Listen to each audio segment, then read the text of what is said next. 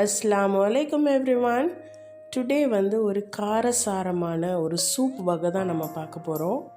ஒரு இன்ட்ரெஸ்டிங்கான சூப் பாருங்கள். ரோட்டு கடையிலலாம் கிடைக்கும்ல, அந்த டேஸ்ட்டில் இருக்கும். ட்ரை பண்ணி பாருங்கள். Mutton soup. வாங்க ரெசிபிக்குள்ளே போயிடலாம். இந்த வீடியோ உங்களுக்கு பிடிச்சிருந்துச்சுன்னா லைக் பண்ணுங்கள் அண்ட் ஃபேஸ்புக்கில் ஷேர் பண்ணுங்கள். மறக்காமல் என் சேனலுக்கு சப்ஸ்கிரைப் பண்ணிடுங்க. ஒரு குக்கர் வச்சுக்கோங்க. அதில் 1 டேபிள் ஸ்பூன் அளவுக்கு ஆயில் சேர்த்துக்கோங்க. ரொம்ப சேர்க்க வேணாம், ஆயில் கம்மியாகவே சேர்த்துக்கோங்க. அதில் இஞ்சி, பூண்டு, சின்ன வெங்காயம் நல்லா உரலில் இடித்து அதை போட்டுக்கோங்க. 1-2 இடிக்கணும், ரொம்ப நைஸாக இடிக்கக்கூடாது. அந்த ஸ்மெல்லு நல்லா வரும். அப்போ ஒரு 1/2 ஸ்பூன் மஞ்சள்தூள், 1 டேபிள் ஸ்பூன் அளவுக்கு மல்லித்தூள், அப்புறம் ஜீரகத்தூள் ஒரு 1/2 ஸ்பூன் சேர்த்துக்கோங்க. கொஞ்சம் ஒரு 10 to 12 வெந்தயம், கரம் மசாலா ஒரு 1/2 ஸ்பூன், 1 டேபிள் ஸ்பூன் அளவுக்கு பெப்பர் பவுடர்,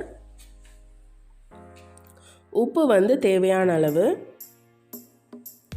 நல்லா மிக்ஸ் பண்ணிவிட்டு மட்டன் சேர்த்துடலாம். மட்டன் நான் இன்றைக்கி செஸ்ட் பீஸ், அதாவது நெஞ்செலும்பு வாங்கியிருக்கேன். சூப்புக்கு எப்பயுமே நெஞ்செலும்பு தான் நல்லாயிருக்கும்.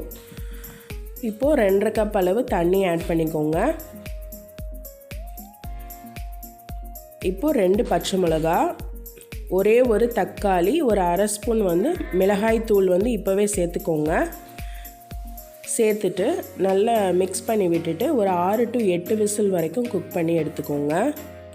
இப்போ பாருங்கள், 6 to 8 விசிலுக்கு அப்புறம் திரும்பவும் ஸ்டவ் ஆன் பண்ணிவிட்டு ஒரு 1/2 கப் அளவு தண்ணி சேர்த்துக்கலாம். ஒரு 1/2 ஸ்பூன் சோம்புத்தூள், ஒரு 1/2 ஸ்பூன் கரம் மசாலா.